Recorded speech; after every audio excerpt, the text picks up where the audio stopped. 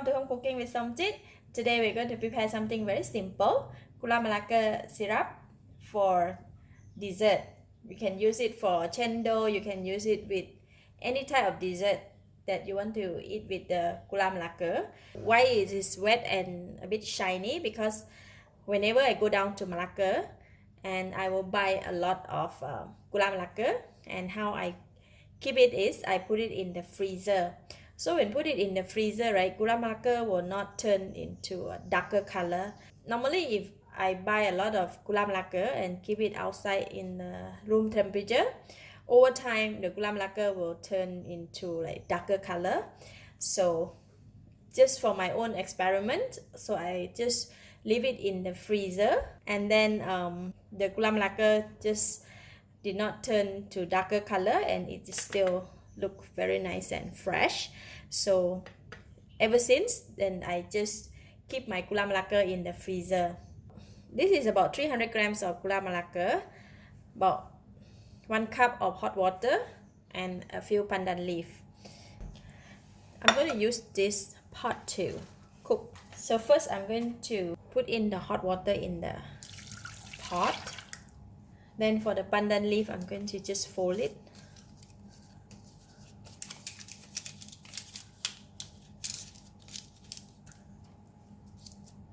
Okay, so I'm going to put it aside.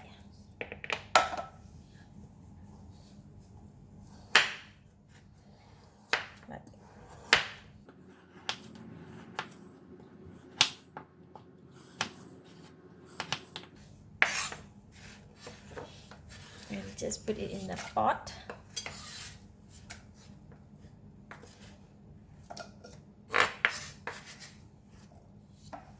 Alright, this is ready, so we're going to put it over the heat.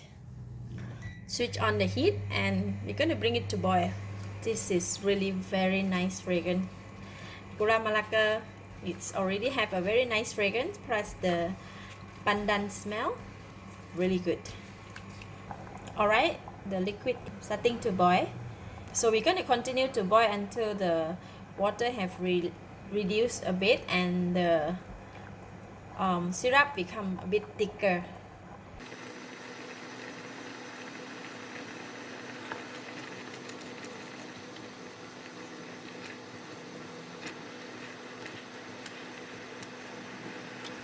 Alright, after I have been boiling it for about 8 minutes, and with the medium heat, this is how it looks like. It's quite thick, but it's not very thick because it's still hot. So that is done. I'm going to switch off the heat.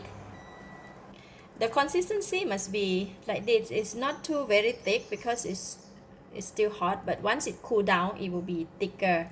So we want to just boil it up to like this stage, and now we can go and strain it. So I'm going to strain it in a porcelain bowl first because it's very hot. Once it cool down, then we can put it in the serving bowl or the serving container. That's it. I'm just going to leave it here for it to cool down.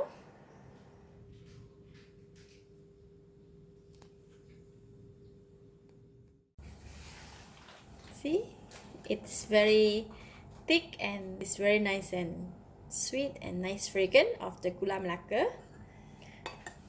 You can have it with Cendol, or you can eat it with red beans, pudding, or anything, right?